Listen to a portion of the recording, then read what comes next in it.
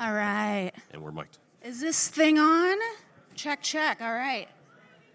Okay. Hello, everybody. Wow. Lights are bright. Hey, Dad. Hey! What a wonderful room full of people. What a group. What a beautiful group. Thank you so much for coming. This is going to be an awesome panel. I have been so stoked for this. So my name is Malia Probst, and I'm a founding partner at a mixed reality studio called Scout House. We're based here in Long Beach. We're right down the road. And at Scout House, we do a lot on the education and training side, but one of our big focuses is producing marketing content for developers for launch and post-launch. So at this point, over the years, we have helped publish over 100 immersive titles.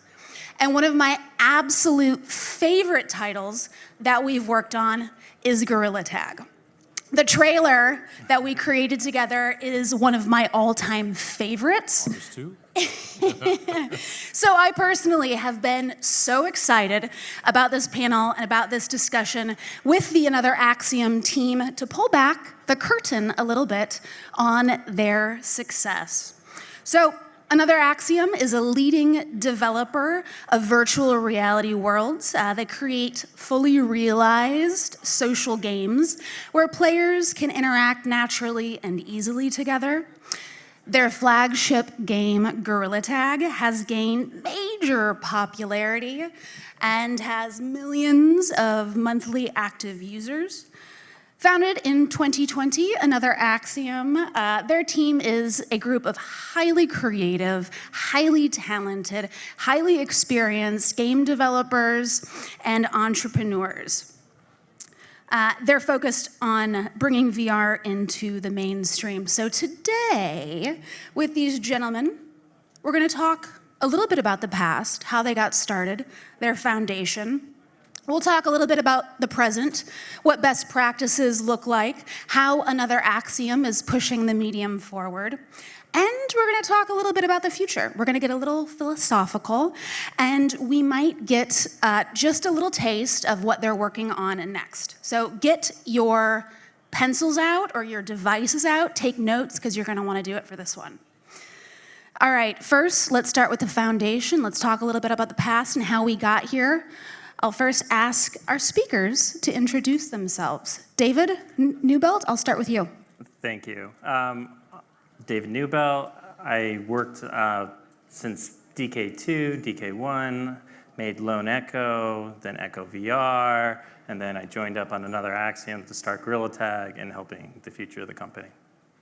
Hi, I'm Kerestell Smith, Chief Creative Officer. I've been a VR enthusiast since 2016 when I started with the DK2, back in the DK2, which was before 2016. And I was an Echo Arena esports player. And, World champion.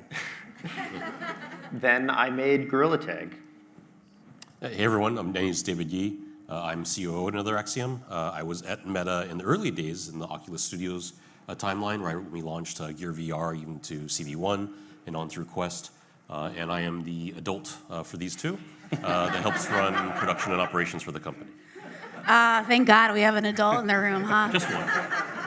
Okay, so how did you guys meet? Yeah, we actually first met back in the Rift days. I was a big competitor in Echo Arena before the game actually came out, back in the beta. And I was just playing a ton, and I got really good. And I got invited to go out and visit the Ready at Dawn studios. And that's actually where we all met for the first time. And we've kind of been talking VR, talking all this stuff ever since. And a few years ago, we formally joined up. Yeah, now we all get to work together, which is super cool. Yeah, we actually spent a lot of time in VR, in Echo, in the lobbies, just talking about VR and what makes it good. Like we knew each other really well before we even met in person. I had a really funny experience with that too, because in Echo Arena, everybody's this robot that's like 5'7", so not super tall. And when I met Dave for the first time, my reaction was like, oh my God, you're so tall. And he's like, I felt like a weirdo because he's tall, but he's not like, I've seen tall people before. I know what tall people look like. But what I realized is that, like, you know when you haven't seen a kid for a few years and they get taller and you're like, oh my God, you've grown up so much. And it's not because like you're surprised, but you have that little twinge in your brain, right? When the person you're seeing doesn't match up with your mental model of who they are. And I had that same experience with Dave because in my mind, he was this 5'7" robot. And when he didn't match that, and I think that really speaks to the power of VR, you know, even from that early stage, you know, I could really tell that there was something special about this. And Dave and I, we spent lots of time on Lone Echo and Echo together since he was in the group that was working on publishing with us. Yeah, I actually first recognized Kerestell in the Unspoken Discord. For those of you who don't remember Unspoken, it was an Insomniac game. There was a magic spellcasting game that came out when Touch launched. And I noticed Kerestell was in the Discord. He was actually defending someone who was getting abused and just mistreated poorly, and that's why I kind of started to recognize him. And then in Echo VR, he was known for playing Upside Down. You know, he claimed it was part of his Australian heritage. But you know, we've actually known each other a long time as friends. These two actually built the Horizon world together, you know, just for fun. So VR is something we're very, very passionate about, and we truly do believe in the mission. I love it. So every legend has an origin story. And in the beginning, there was a singular Monke. Let's go back 10 years ago when the DK2 came out. What was that like for you, Kerestell? Yeah, I went halfway in with my roommate to get a DK2, and I still remember, you know, just seeing that table with the stack of cards on it, and like just kind of like leaning forward, and it was really funny. I got to try it first, so I was like, okay, I better make sure everybody knows what I'm seeing. So I'm like describing, oh, I'm leaning in, and there's this pile of cards, and I'm looking at, and they can see it on the monitor. So I'm just explaining what they're all seeing. But yeah, I mean, ever since then, I was totally hooked. You know, one of the early games on the Vive that I really got into with the controllers was Space Pirate Trainer. You know, being able to duck and lean and move and really connect your body to that environment was super cool. Then I got super into Echo Arena, and that for me kind of crystallized a lot of the things that I thought was really interesting about VR. Having that social component, having that lobby experience, the hand-based movement. There were so many things it felt like the game that just so much allowed you to connect with the medium and really experience the things that you couldn't do in any other context. One particular example is, you know, I'm the kind of competitive gamer that I'll just do ranked match and I'll never talk to anybody and I'll just grind. And I wanted to do that in Echo Arena too, but the way the lobby worked, you know, you queue up for a round, but you're in this lobby full of people and you just end up talking to them and waiting for your match to start. And you end up forming these relationships that you didn't mean to. And those relationships ended up being, to me, what was the most valuable part of that experience. It wasn't just the game, it was those real human connections you form. So a few years later, you know, I started thinking about the state of the industry and how I felt like I wasn't seeing more of the things that I wanted to exist. So I kind of felt like, okay, well, if I think I know what's interesting, it's time to put my money where my mouth is, and I started working on something. So Gorilla Tag actually started as a gesture-based spellcasting game. So it kind of went off the rails. But it was really interesting because, you know, I wanted a movement mechanic, and I didn't want to use stick locomotion or teleportation because I was still so enamored with the hand-based stuff. So I took some inspiration from Raccoon Lagoon, actually, which is a, you know, kind of an Animal Crossing type game, but you have no legs and you're just right at the ground. And I thought that was super interesting because now all of a sudden, if I don't need to reach down to reach the ground, you can just walk on your hands. And that's where a lot of things really clicked for me. The experimentation and really like identifying what is speaking to you about the experience and being led by that instead of your preconceived notions of like what you think might work. And I was kind of lost a little bit once I had that movement mechanic because I knew it was super compelling, but I didn't have something to tie it together. And then I had the idea of like, what if I try adding tag? And kind of the rest is history. Like that experience was so compelling that the game almost willed itself into existence. Nice. All right, so you named your company Another Axiom. An axiom is a statement that is taken to be true. It serves as a premise upon which other things are built. Further reasoning, further arguments. This is the foundation, right? The core. So what are the axioms? The three axioms for us are hand-based movement, plausible alternate reality, and social connections. So the hand-based movement is what really connects you to the world. I feel like most people have had that experience when you put a headset on for the first time, and being able to look around and see that environment, mind-blowing. The second time, you can put on a headset and you have these controllers and you can reach out and pick something up, also mind-blowing. The thing that doesn't quite work about that is you pick something off the table and you reach to put it back down and your hand goes through the table and kind of the illusion falls apart. You realize that you're in this fake existence. But when you reach out and you touch the table and the table pushes back on you, this is a relationship with the space that you didn't have before. You push on the world and the world pushes back.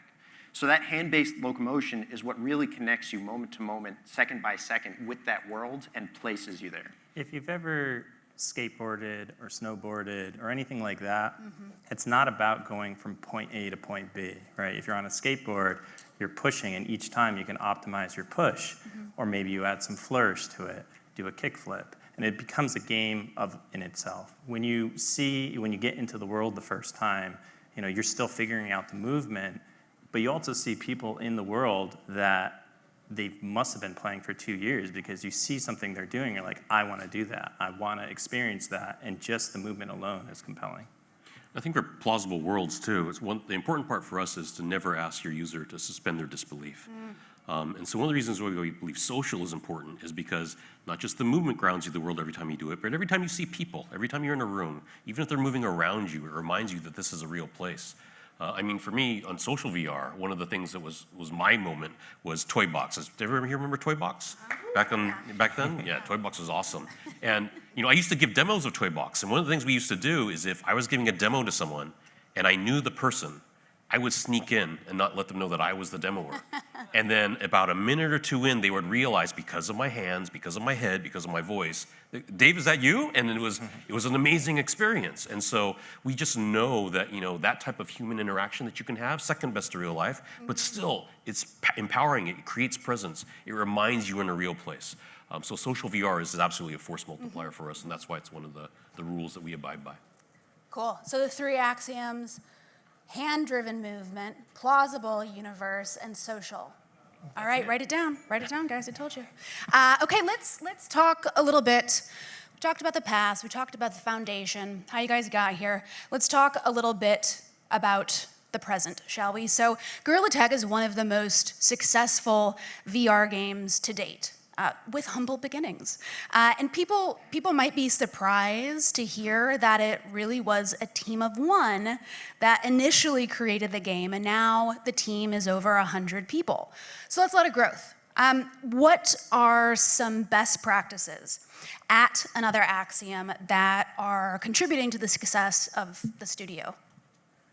Well, I think Kerestell can talk about how he developed out in the open in the early days, and we wanted to kind of keep that going, and so we believe that developing with the community is incredibly important. We do lots of early access programs, we bring people in, we talk to them, we develop things, and we put not our best work out there, and it's really hard to do that. Especially for, if you've come from like console or things like that, you keep everything hidden, and we're just like, no, this is our worst, tell us why it's the worst, and we'll change it and make it better and listen to your feedback. We also believe that iteration is king. You can't make a good game without iterating. And so there's probably maybe 4, 5, 6 play tests that go on a day in VR. And we make that iteration fast, and we say the best things you can learn are from in VR and playing it, not through a keyboard, because you can do that in development environments. You have to be in there, you have to play, and that makes better games. We also believe in game jams. We let people be creative in our studio, because we don't have the best ideas, and we hire all these people, and they're all passionate, they're all creative. They have ideas just as good or better than us. And so we try to do a lot of bottom-up development. I think it's actually the exciting thing about this being a multi-years of being at AWE, and we'd had Oculus Connect before, and VR is now almost 10 years old, and at least consumer-wise. And one of the exciting things about our developers is they've actually, a lot of them have come from the community. So these were all kids that were playing our games in high school. They grew up, they graduated, they went to college, they graduated college, and now they come fully formed back to us as VR developers. And so it's actually a really exciting time to be building right now, because you have a generation that's grown up in the medium, that thinks of it as a really solid place to be, and understands a lot of the language that we're using. So it's a really exciting time. Yeah, so we and that's a good point about like studio, like how we build our studio. We want to hire in the best and the people that have been in it since the very beginning, like Hamill here.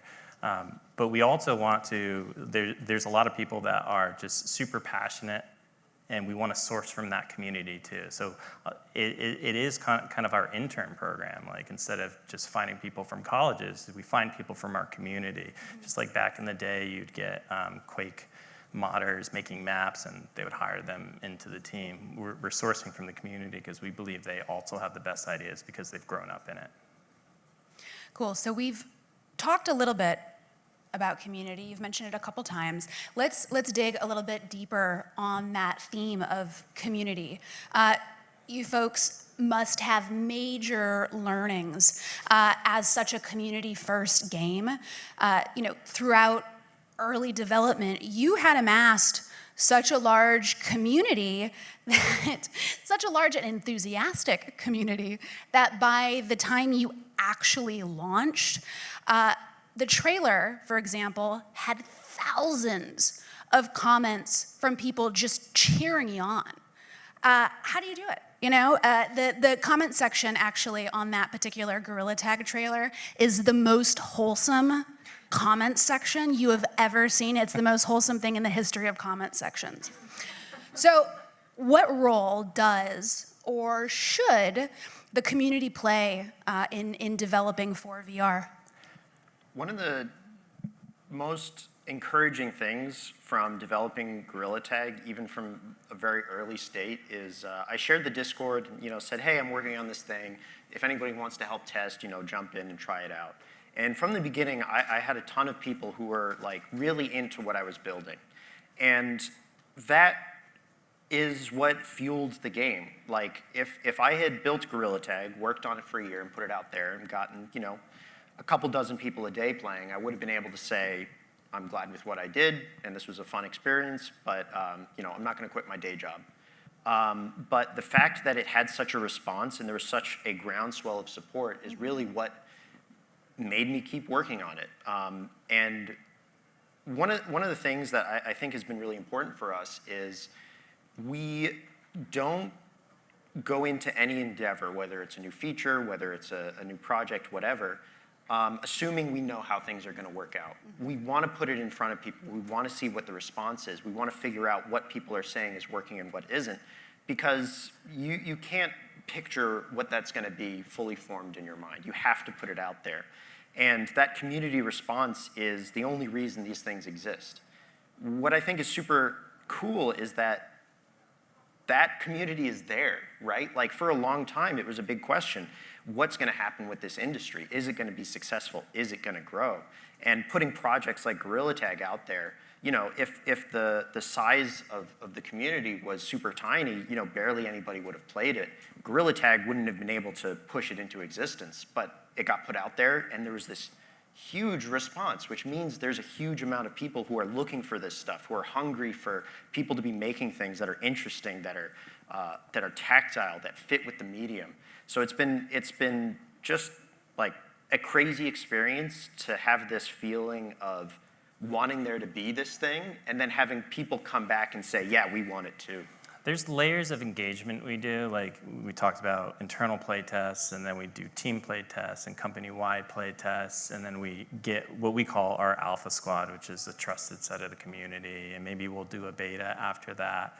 It's funny, there's a feature that wasn't landing. It just wasn't good. And then Kerestell went into the early access and he was like, well, no, you just have to listen to me. This is our vision. And everyone was like, oh, I like it now. And I was like, oh, that's good that you talked to them. Now how are we going to do that for the rest of the millions of players? He's like, I will talk to everyone individually. Obviously, that's not going to work. So the last thing that we do is we believe in very short iteration cycles. So we ship every 2 weeks. And that allows us to have this rapid feedback cycle of put it out there, get the response, and pull it back. If our feedback cycle was 4 months or 6 months, people would be crunching to get it in, and it wouldn't be good, it'd be buggy. But if we keep it short, we tell our team, hey, if it doesn't get in here, get on the next bus. It's 2 weeks away. And that's how we develop. And just speaking to the size of the audience, I mean, our Discord, I think, is 350,000 people right now for the main one. The competitive community one is over 100,000. It exists. And the thing I would share as advice for everyone here is work to build your community. That's your audience. You don't need to go chasing other audiences. The community actually exists in VR, and it's here.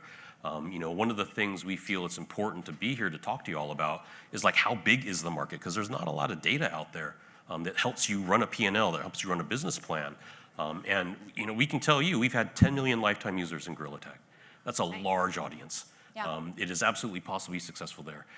Dave was looking at social media the other day. Yeah, there was a bunch of experts and I was reading this thread, and they're all talking about like how big is the state of the industry, and they're throwing out numbers, and I was like, oh, dude, our daily active users is higher than that. Like, people don't realize that there is a big audience, Yeah. and we're not the full audience. It's much bigger than Gorilla Tag, so there is opportunity here. I think we're at we've hit over 1 million daily active users. We've hit over 3 million monthly active users. We think we hit over 100,000 CCU, but our servers started catching on fire, so we don't know for sure, but we believe we did.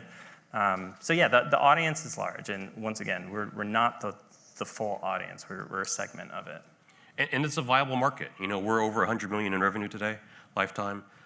So, if you're planning, what you're doing in VR, there is a market here. And as developers, we encourage everyone to share that data with each other. We don't have the luxury of, having App Annie or other tools that are out there to size the market and to talk to each other what's possible. So we encourage everyone here to talk about it, share their data. We're happy to talk to anyone here. And as you're talking about your business plans or what you're planning on, there is an active audience that comes back daily. Our D1 is over 50%. Our D7 is well over 25%. So this is in VR. This is better than a lot of popular mobile games. So the audience is here. You just have to build toward that community and put VR first, and they'll come. I love it. All right, so we talked a little bit about the current state of VR and how big the community is. Are there any other thoughts you want to add about your opinion or point of view, perspective on the current state of VR before we move on to the future? I think what's really interesting is that because it is, as much as it's been around for a little while now, and there's a lot of stuff to learn, it's still pretty new. And this is both a good and a bad thing, right? Like, I feel like the experience that a lot of developers have had, especially larger AAA developers, is they've touched the stove and gotten burned, right? Like, they've put in a huge investment of time and resources, they've made something, and then what they made fell flat. It wasn't because they didn't have some good ideas in there or they didn't work hard enough. It's just that what they were building didn't turn out to be a good fit for the medium. And the lesson there, I think, is not that the market is dangerous or perilous. It's that you have to understand it. I think that one of the things that I've said a lot about myself is that I don't feel like I have a particularly good imagination. I struggle to sit there and think of good ideas or whatever. But I think what I've been doing a good job at is paying attention to what is out there and identifying the things that resonate with me and the things that don't. One thing that I mentioned before about Raccoon Lagoon. Direct inspiration for why Gorilla Tag has no legs. It's because somebody else did it first, and I was able to say, oh, that's super interesting, right? Like, you could talk about something like Half-Life Alyx that has the remote grab, which people talked a lot about how good of a solution it was and how good it felt. But for me, the struggle I always had is that remote grab experience ended up being disconnecting. Once I got super good at it, I would walk into a room and see a bunch of stuff, just get everything all at once. But when I played Raccoon Lagoon, because I could reach the ground, you chop down a tree, you pick something up. It's super tactile, and you're interacting with the environment. And I feel like I've had a lot of experiences like that with a ton of different things that I've played. You know, I could talk, you know, dozens of examples about things that I saw that I thought, well, wow, this is awesome. Another great example, Walkabout Mini Golf has a fantastic private room system that I saw and was like, this is amazing. I don't need to add my friends. I don't need to think about like the overarching systems and party up and et cetera. I can enter the room and be in there and see my friends instantly.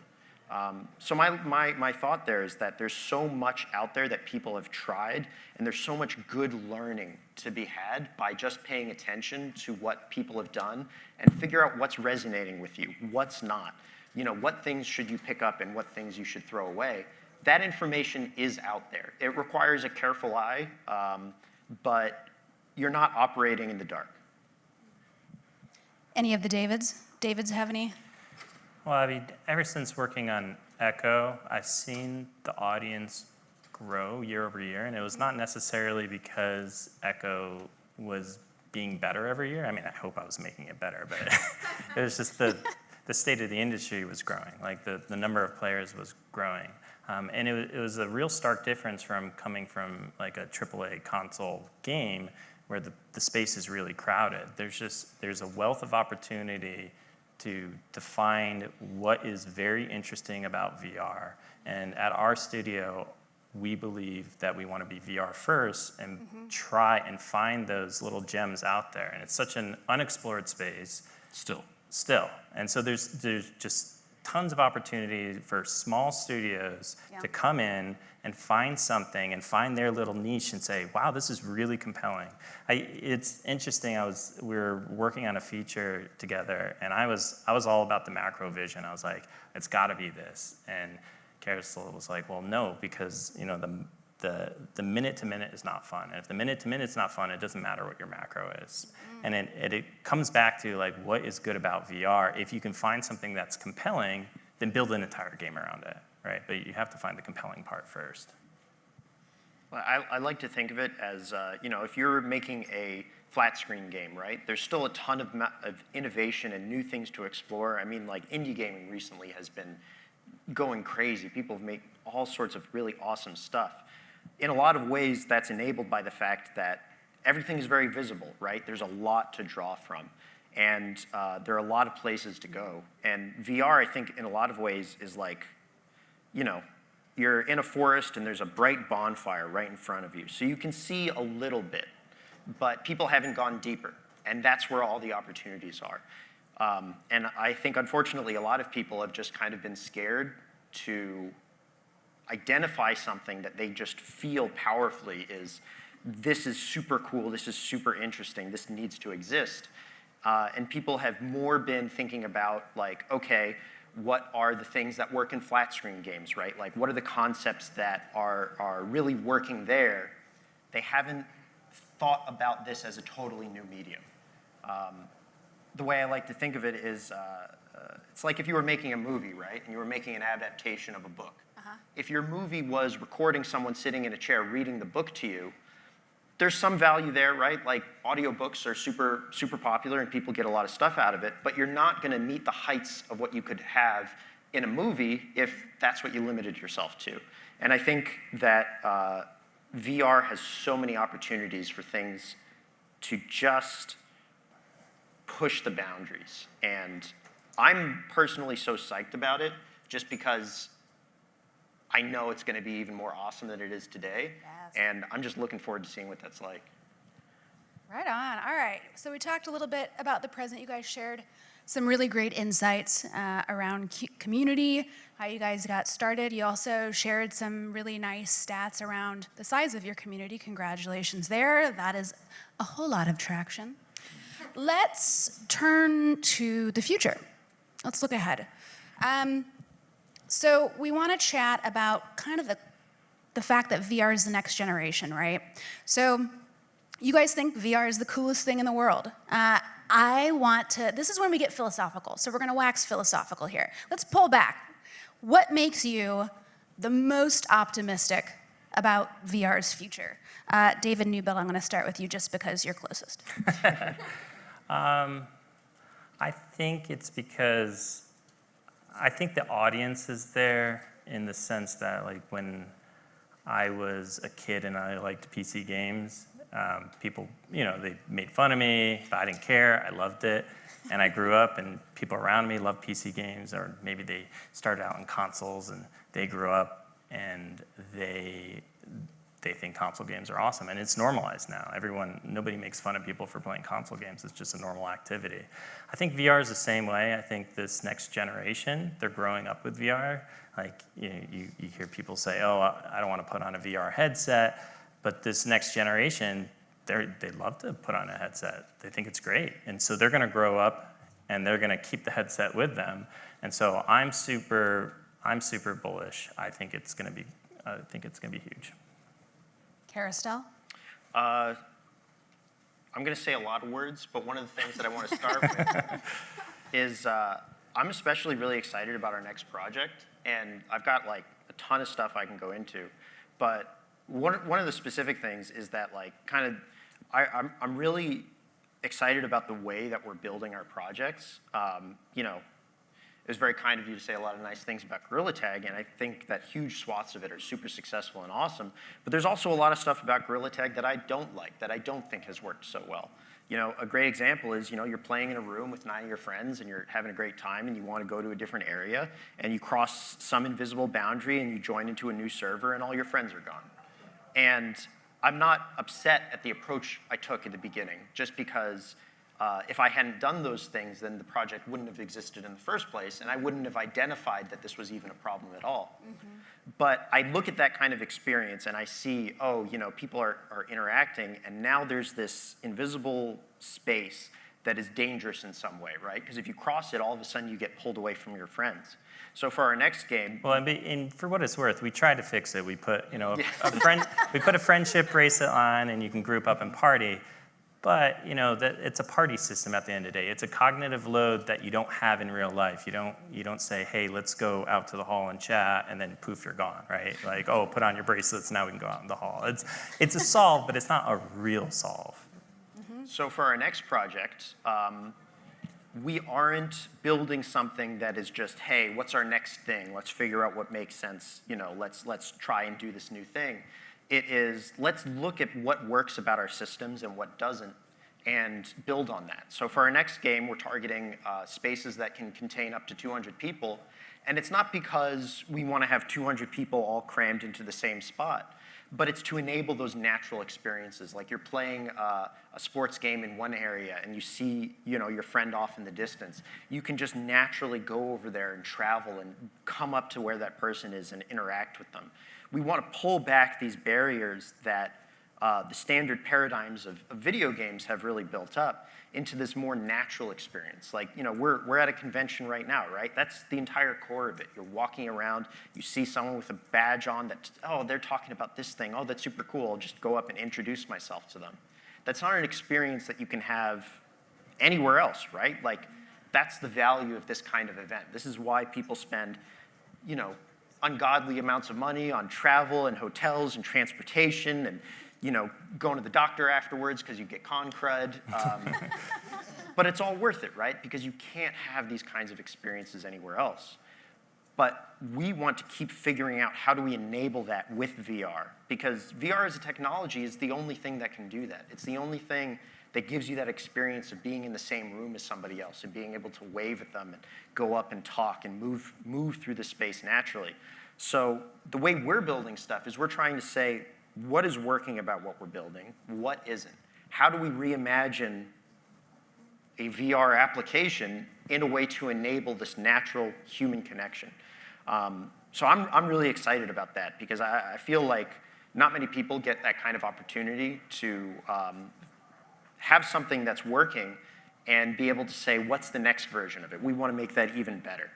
And I think, like, some of the philosophies that we have in designing these experiences is not to remove all the friction that you have. Like, the nice thing about, if I pick up a phone and play a game, I can, hop into a specific level at a specific place really quickly. In our game, we want you to walk all the way, 10 minutes away. And the reason we want that is because as you go through there, you see people doing other activities and you join them. Like, you forgot about why you're walking there to begin with, because that friction actually makes it feel more like a social real life. And social grounds the world. It makes it feel real. So when we talk about alternate plausible realities, having people around interacting, even if you're not interacting with them, makes it feel like a real space. Our shopping experience that we have in the game is you actually have to go to a city. And it's like going to the mall with your friends, and you have to try things on, and they will give you feedback, and you decide what you want to buy. We don't even tell people where the city is. So people go into the game, and they have to talk to people and say, where did you get that hat? Oh, follow me, and they'll take them over to that spot. We don't have a tutorial. So as much as the social network kind of helps people learn and grow how to play that game together, or how to be in that experience, it's super powerful.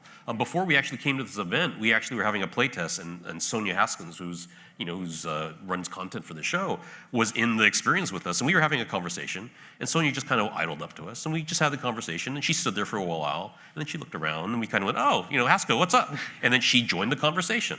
We had the conversation, someone went zipping by, and we're like, wee! We all paused, and like, what is that person doing? And then we just picked up the conversation. But it's those little interactions that really, really make it feel like a real space. And that is absolutely kind of one of our principles on how we build our products.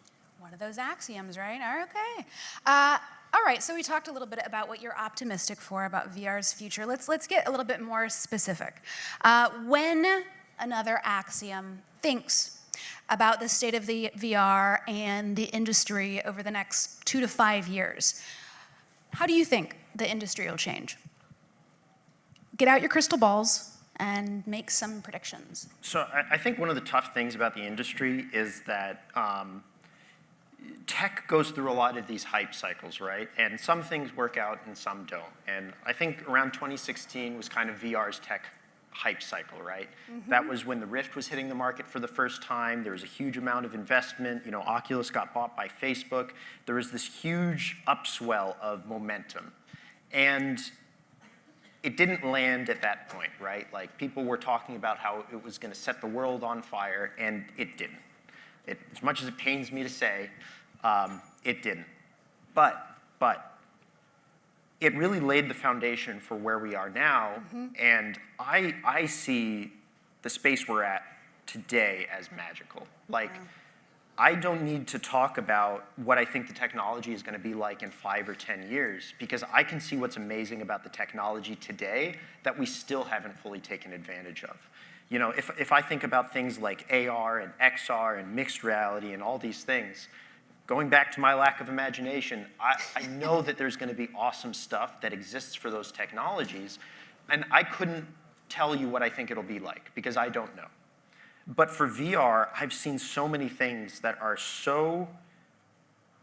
make me so excited, that feels there's so much potential. And what's so exciting is it can be built today, right? Like, if you're looking back at like 2012, 2013, and you talk about VR, it's like, once they've invested billions of dollars into the technology, maybe the hardware will exist someday. Well, luckily, we're past that point, right? The hardware exists now. Like, if you wanted to go out and build a VR headset, you don't need to, because they already exist, and they're just going to keep getting better. But what you can do is you can build any software you can think of. I mean, tools like Unity and Unreal, like the Apple ecosystem, like all the AR kit stuff there. There's so much ability for people to just like take something that you can picture and make it happen. So when I think about VR, I really think about the experiences that I've had, that I've been able to connect with, the relationships that I've been able to form, and the things that I've already seen. I feel like I've had glimpses of what a future could look like. And to me, that future is about connecting people. And I don't mean it in kind of like this metaverse, social media type fashion, right? Not this thing where you're talking about millions of people interacting with millions of people all at the same time.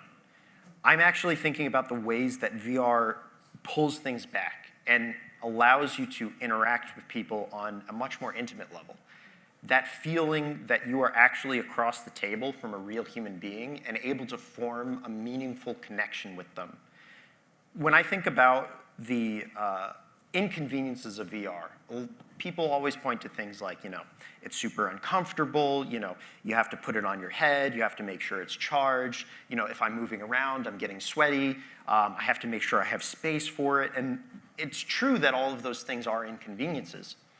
But I think that people think about that in comparison to something like sitting on your couch and playing Call of Duty or something, right? And absolutely, VR loses on that front. But I actually see it as compared to if I want to call up my friend and organize having dinner, right? We need to make sure our schedules match. We need to make sure we're living close enough. Are they going to drive? Am I going to drive? Like, do their kids need to be taken care of? Like, are they busy with work? There's so many difficulties involved in connecting with people. And what I see VR as, it's an alternative to that. Instead of all those things, I say to my friend, hey, can you put your headset on? And we both put them on, and I see them. And that is so powerful. Like, to me, that's actually the power of VR, right? Like, it's not about going into outer space or having superpowers or jumping into a volcano or anything like that, right? Like, it's actually this much more simple human interaction that it enables that no other technology does. And to me, I don't see a future where VR doesn't succeed. Not because I'm thinking about it in terms of hardware and technology and all this kind of stuff. It's just that that's so important and valuable and nourishing that value that it provides to people it's like air, right? Like, we need other people, and VR can connect you to other people. So to me, what I see the future as, I see these spaces and experiences and worlds, and there are going to be more of them, and everybody's going to be able to find their place that they feel like they belong, and people aren't going to spend all their time in VR, right? Like, I'm not picturing some future dystopian Ready Player One type thing, but it's going to be, this is how I meet my friends. This is how I connect with my community. This is how I put myself out into the world. And that is so valuable that I feel like it's inevitable, right? Like, I think so too. I worked on Echo, and it was, people started playing when they're 10 years old, 11 years old, and the game got shut down a couple of years ago, and it hurt my soul. But the kids that grew up on that game from 10 to 17, they made lifelong friends, right? And their circle of friends that lived in that game. And when it got shut down, it disappeared. I think the future is, people owning their spaces, their content, or at least what we believe at Another Axiom is that community is so important that they need to own those spaces. So for our games going forward, we're going to let them run their own stations and customize it, create their own space that they can bring their friends to. And if we disappear at some point, at least they own it. And I think that's going to be a common thread throughout the industry, is there are going to be places that people go and they make their social circles, and the people that can make it their own and make it feel like part of their circle more, people are going to go there. Yes, okay. So before we wrap it up here, are there any last words of wisdom, anecdotes that you'd like to drop? Anything where should people go to kind of find out more about Gorilla Tag, more about Another Axiom? Got anything? Jeez, look at me. I'm asking because I'm about to say a lot more words, and I want to make sure. No, I mean, I think the key for us is, again, VR is awesome. VR is amazing. You can check out our website. We have our socials out there as well. We'll, again, celebrate where we are today. When we talk about the future, I think it's going to grow and expand. Communities are going to get bigger. And we'll have more news to share, but that's what I would say. Yeah, we can take questions. All right. Okay, you gave us a little bit of a taste on what you're working on, but we'll open up for questions now, but you can go to anotheraxiom.com. On TikTok, they're Real Gorilla Tag VR. On X or Twitter, it's Gorilla Tag VR, and then their Discord community you should also join. So we have a couple minutes left for anyone who has questions. I think just go ahead and raise your hand, and Julianne is going to run over with the microphone for you. First off, thanks for taking the time to speak with all of us today. I know I appreciate it. I'm sure I speak for all, if not most, of the room here. My question here revolves around community building. Obviously, within gaming, Discord tends to be one of the most popular, if not the most popular community for that. I'm curious if you could build a tool or a platform for community building that has features that, Discord doesn't currently have, what would that look like? And maybe there's a spatial version of that you're imagining as well. I think our goal, Discord is awesome and it's great. Our goal is to not have people go to Discord, just to go into the game and they find their place. I think that's the end goal. That's like, you've done it. You've built communities. One of the really formative experiences for me was college. I went to school in New York City, and I had a one-bedroom apartment that I rented with 3 other guys. So we set up our bedroom like a barracks. We had 2 bunk beds in there. And you can actually partition your apartments in most places in New York City to create a second bedroom, but we didn't want to. And the reason is that we wanted to keep our apartment open for people. And it was like this place where people would just kind of hang out. Like, people might study there, they might be hanging out, or there might be a party. But our idea was that we just wanted to make a space that people would hang up and show up at. So my experience there was I wasn't like always looking to hang out with a specific person, right? It was always about like there's this community of people, and sometimes some people would be there, sometimes other people would be there. And that's always kind of been my goal for what a VR space should be like. Currently with Gorilla Tag, it's very difficult to have that kind of experience. People have figured out a way around that. Like you'll see something like there are a lot of communities around playing specific mini games, like they play Sharks and Minnows or Monkey on the Shelf or Ghost in the Graveyard. I don't know how some of these games work, but I do know they exist. And you'll see some very interesting dynamics where people will do stuff like they'll join random public rooms and say, hey, if you want to play Sharks and Minnows, join the room Sharks. And then they'll go to another room and another room until they've recruited enough people to play together. And that's like kind of working around a system that we didn't create it for, but they figured out how to make it happen. With our next game, my goal is to play a trick on the players. And it's not a nasty trick, it's a good trick. We want to create really compelling, really interesting, really high-level gameplay that has a super ton of depth to it. A lot of this DNA comes from Echo Arena and what a high-level competitive the game that was. But the experience I want people to have is they'll be really interested in this game, and they'll go in and they'll play and they'll feel this drive to get better and more experienced.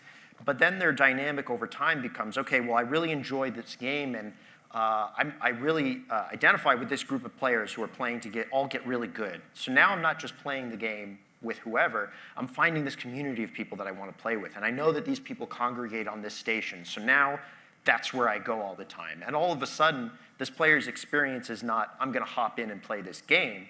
It's, I'm going to hang out in my favorite station with my community of people. And one of the things that we've done really early on to involve our community is that we've even had some people start running tournaments inside the game.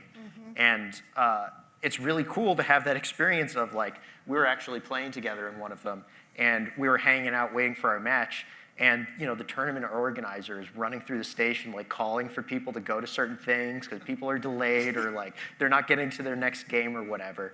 And we're trying to have those early experiences so that we can say, hey, what are the tools you need to run this thing, right? Like, do you need better scheduling tools? Do you need better mapping to show, hey, this is actually, Arena A or Arena B, and how do you like route people to those places?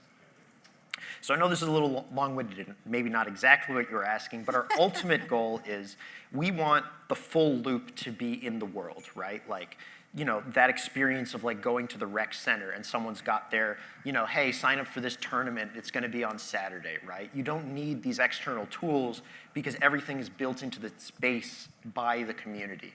And so we're trying to be very careful about how we pay attention and have that relationship with them so that we can give them what they need so they don't have to go to places like Discord and all that. Just a VR forward point on this is that Dave and I used to get in arguments before about like what would make the best competitive experience. And we firmly believed that if you had two competitive sides and it was the ultimate competition against one another and they were equally matched, that would actually create the best social experience. And we were wrong.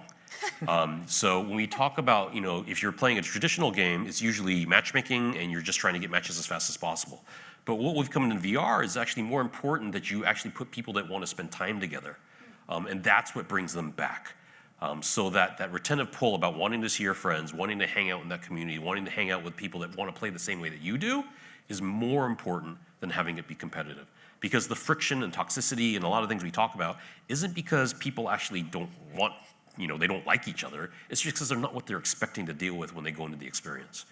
So that's a really important thing to kind of frame up for your community. Yeah, and to double down on that point, that's something that we've seen a lot with Gorilla Tag as well. Like, there's a very common complaint people have is like, oh, there are these screaming kids and they're super toxic and whatever. Actually, a lot of the time, the people like screaming at the kids for being loud, those are the people who are being toxic. But they've got a point too, right? They want to play in the way they want to play. So all of a sudden, both sides might perceive the other as being toxic, when the reality is just, no, they're just not going to enjoy playing together. And that's fine. It's fine for you not to, because you also have like, maybe the really competitive players do want to play with each other, but maybe someone who just wants to play casually doesn't want to play with the tryhard who won't just like be chill for a few minutes. But if each of those people can find the community that they really identify with and form the best relationship with, that is how you turn people who might have been toxic before into like really upstanding, contributing members of that community. And it's really about giving people that power to find the people that they want to engage with. All right, and that's how you make a better Discord in VR. Fair? Okay, I think we have time for one, maybe two questions. Let's see who else had their hand up. Julien? A number of people had their hands up. All right. Decide. And we'll stand in the hallway afterwards. Where we'll try to talk to everybody if we're physically able to. So yeah. Whoever's closest to you, Julien. That would be me. Brandy Vale, proud parent of a gorilla tagger. Oh. Yes, it's probably the only time I was like, I'm staying in this game to figure out why you're so happy and sweaty. What's going on? My name is Brandy Vale. I'm also a representative of the Coin Republic, which is an altcoin publication, and Yes 3 Media. Thank you for having me here as a journalist. Wow. So gamifying your life and rewards and incentives are really important as a parent. Because if my son is going to be on Gorilla Tag or any of these games, I want to know what his future looks like. And I'm curious of what your plans are for that level of play, rewards, and incentivizing learning. Good question from a gorilla mom. Gentlemen. Yeah, it's funny. When people talk about Gorilla Tag, a lot of people talk about it as if it's like a game made for kids, but I actually just made it because I thought it was fun. So I don't know what that says about me, but ultimately, like what I think has kept people playing and what is really engaging, it's not, we actually don't really have any of these like external reward systems, right? Like you're not leveling up, you're not ranking up, you're not expanding your whatever. It's really about the feeling of being able to develop a skill. The movement is super compelling. There's a lot of incentive to get better at that people put on themselves, right? It's not about, it's going to give me 10 points if I complete this goal. It's like, man, that guy is so much faster than me, and I need to be able to catch him. And that's like really compelling, right? And what I think is also really interesting is people talk a lot about, when I was first actually working on Gorilla Tag, a lot of feedback I got is like, this game is too difficult, right? I sweat too much. I put in too much effort. And I've never considered that a bad thing. Like, I truly believe that people like moving their bodies. It feels good to move. It feels rewarding. And I think one of the parts that works super well about Gorilla Tag is that it encourages you to move, right? The more effort you put in, the faster you go. There's no top speed. It's just the people who put in the most effort go the fastest. It's intrinsic, right? It's something that, you want to get better at it. There's not a reward outside of it forcing you to do. So it's people that want to hang out with their friends, and their friends are climbing a tree, and they're like, I want to someday climb that tree. And it's unstructured, actually. The play actually comes from the social dynamic. So a lot of the mini games that Kerestell mentioned, we didn't make those. The players invented the rules on their own. They're the ones that actually enforce the rules. So it's up to them to kind of describe and dictate the rules of how they're going to play in any given session. So that's actually, that state of play, that place where they can define the rules is actually a place we're trying to create for them. All right, get out there and play, get out there and move, get out there and become Monke. Give these guys a big hand. Another Axiom. Thanks, Malia. Thank you. Thank you.